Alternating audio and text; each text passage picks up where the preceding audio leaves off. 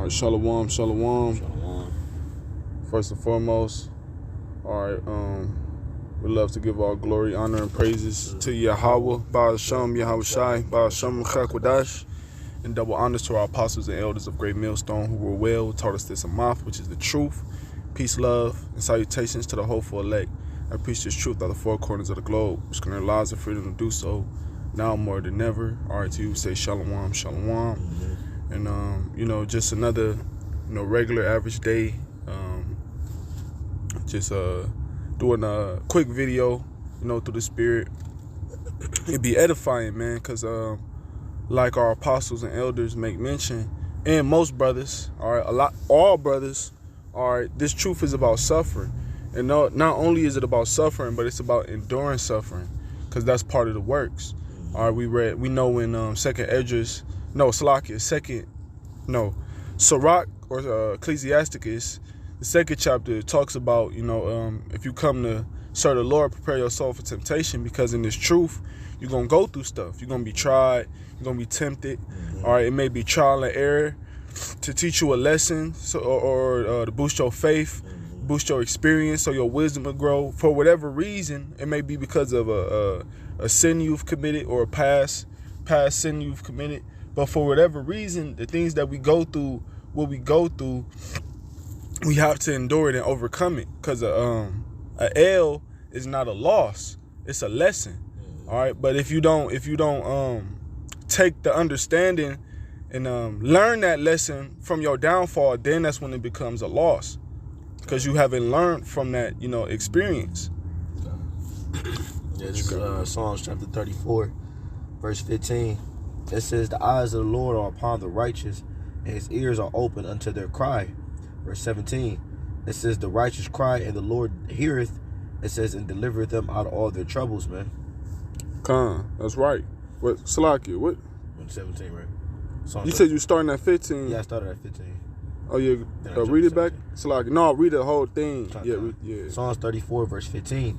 It says, "The eyes of the Lord are upon the righteous, and his ears are open unto their cry." Right, because the righteous will be the elect, right? The elect is the only ones that's standing up for the name Yahweh Shem Yahushua.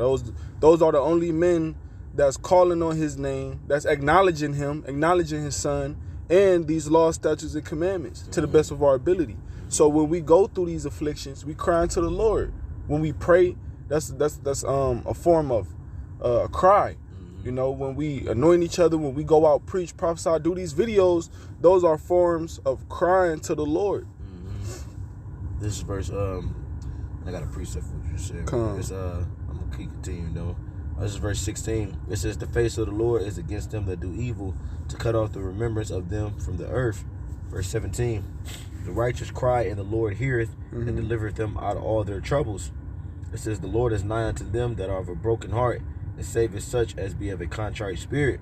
And the only ones that's in that spirit is the elect, right? Because the elect is the only ones who feel guilty of their sins, who are tired of being bound to this flesh, tired of being in captivity, man. All right, tired of being oppressed by, being oppressed by Esau, being oppressed by your woman, being oppressed by these wicked ass thoughts, left hand thoughts, being oppressed by, once again, the flesh, all these different forms of afflictions that's coming from the world.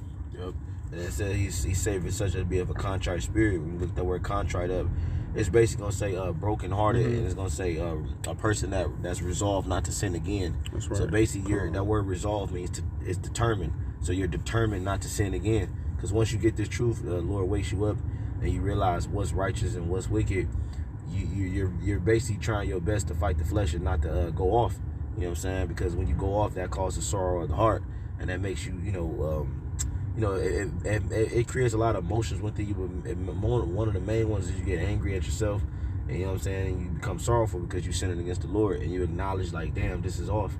You know what I'm saying? So, but the point of the matter is the Lord gonna save those ones, because we're the ones that's legitimately feeling bad for the sins we committed and that we have committed and that we're gonna commit unwillingly. You know what I'm saying? It's a fight though, but this is what Yahweh Shai had to go through himself, because he came in the flesh as well. It's just the only thing is that he just conquered it. He didn't sin at all. You know You know what I'm saying? But us walking in this same stead, we understand how hard it is to be a man of the Lord, to literally walk on this earth and resist certain temptations, resist certain fleshly desires and things of that nature. You know what I mean? Whether it be women or, certain job opportunities or whatever it can be, man. Or it can be anything that's pulling at your flesh towards the world, man. Verse 19, it says, "Many are the afflictions of the righteous, but the Lord delivered him out of them all," man. Right, because we all want to be saved. That's why we putting in this work. That's why we're working out our own salvation. That's why we doing that's why we're here. All right, to wake up the elect. And in that process of waking up the elect, that we work out our own salvation that we might be saved, right? And in order to be saved, you got to be in that position of difficulty. You got to be in that fire. You got to be in them those afflictions for the Lord to deliver you out of them. Because that's the Lord showing his power. Ultimately, that's what the Lord is about to do. He's about to use the elect to show his power. All right, to show these people that these prophecies is real, man. I got a quick. This is because he was basically centered around catching hell and enduring, basically going through trials and tribulations and stuff like that. This is and remember the things our forefathers went through, right? This is 1 Peter chapter 1, 1 Peter 1. It's 1 Peter 4 verse 1. It says, "For as much then as Mashiach have suffered for us in the flesh," because like I said, mentioned before, he came in the flesh as well. You know what I'm saying? It says, "Arm yourselves likewise with the same mind, for he that have suffered in the flesh have ceased from sin," man. So it said, arm yourself with the same mind, man. Meaning you gotta count the cost, man. You gotta take into consideration the things that you're gonna encounter in life, man. You know what I'm saying? Whether it's having a job and then not having a job, it's go from having all the box in the world to not having all the box in the world. You know what I'm saying? To living a certain prestigious lifestyle, to being homeless, man. You know what I'm saying? It's these are the things you gotta take into consideration and be willing to endure.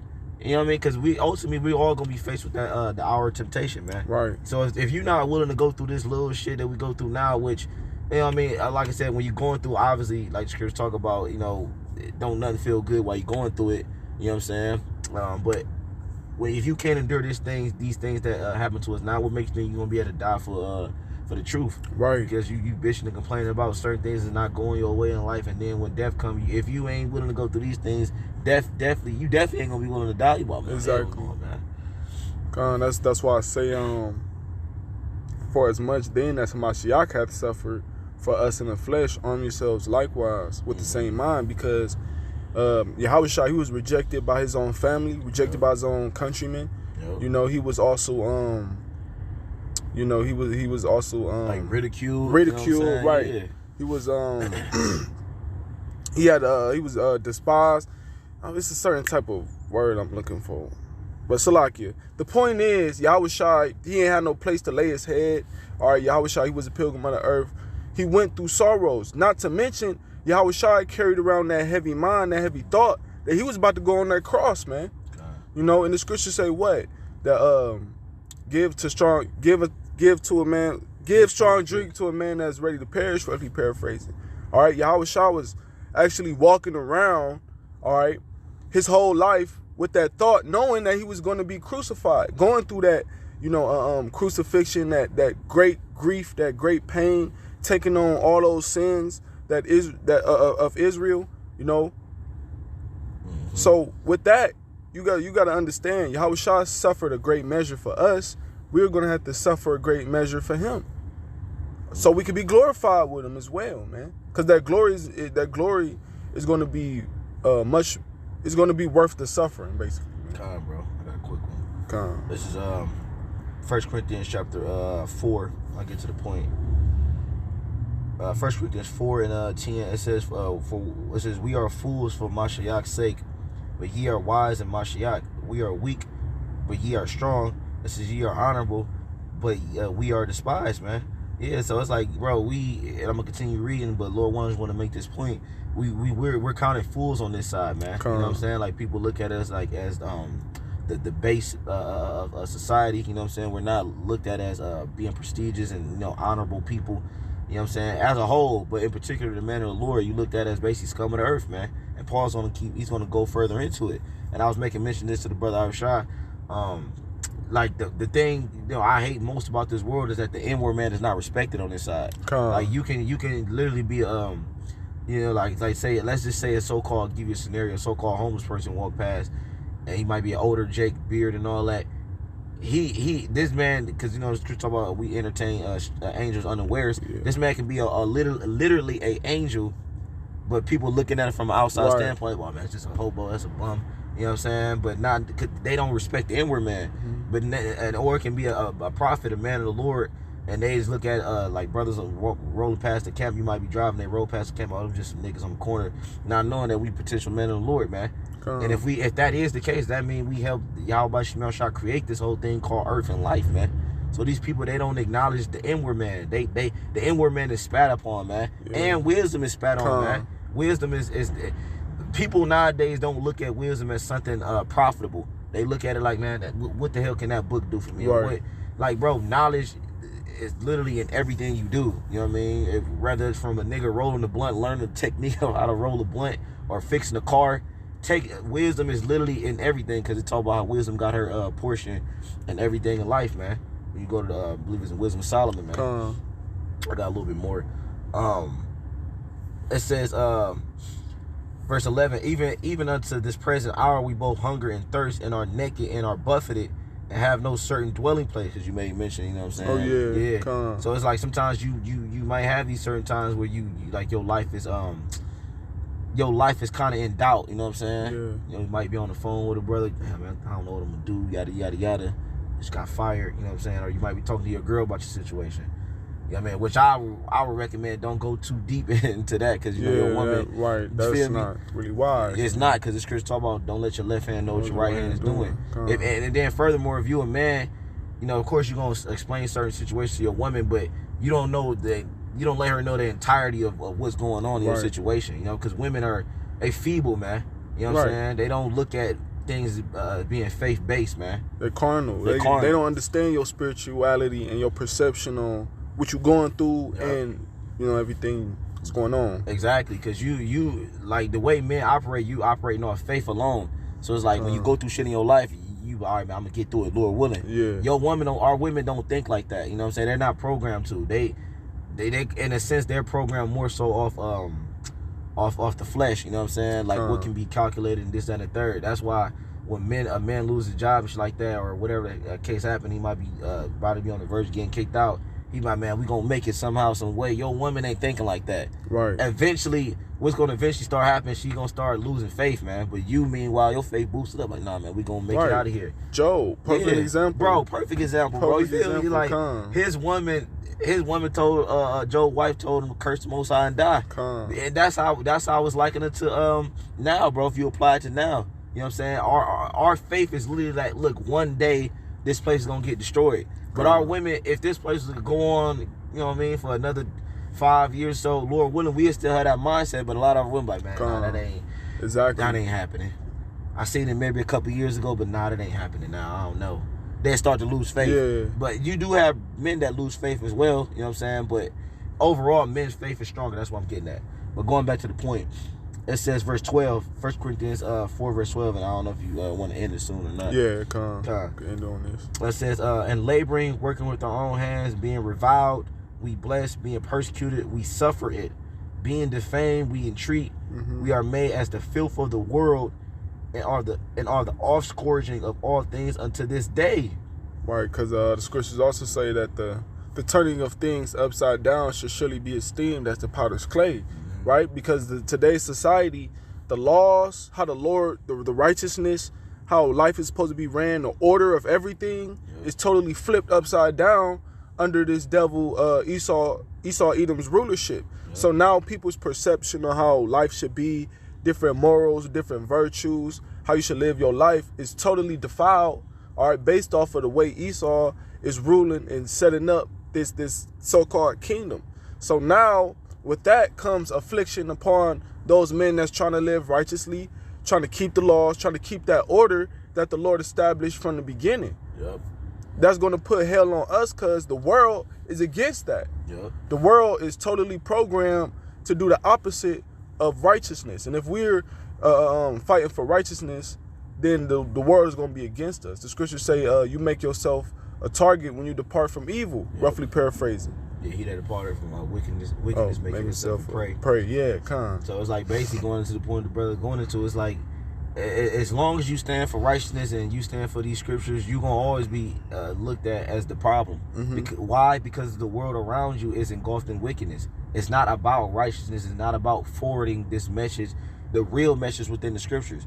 You know what I'm saying? Not according to Christianity, according to all these other people twist the word of the Lord, man. The word of the Lord speaks about righteousness and things being done in decently in order according to the will of Yahweh Shem Yahushua, not according to your own doctrine and how you want to go about doing it, man. So basically that's the point, man. You know, this truth is about suffering. Yep. Not only is it about suffering, but it's about enduring suffering for Yahweh Shem Yahushua's name's sake. One more. I got you, bro, because you just made me think about this, man. This is second Timothy chapter 3. So I get 2. Let me see. Get to this point. Yeah, here we go. Second Timothy 3 verse 12. Yea, and all it says, yea, and all that will live godly in Mashiach Yahushua shall suffer persecution, man. Yep. Yeah, so if you in this truth, you better be prepared to catch hell, man. You know, you got it though. Yeah, so that's pretty much the point, man. You know, so with that, our Lord willing, this was an edifying lesson. Closing out, giving all glory, honor, and praises to Yahweh, Ba'ashem, Yahushai, Ba'ashem, Rechakodash. Double honors once again to our apostles, elders, great millstone. Shalom, shalom. Shalom. Abad, babal. Abad, babal.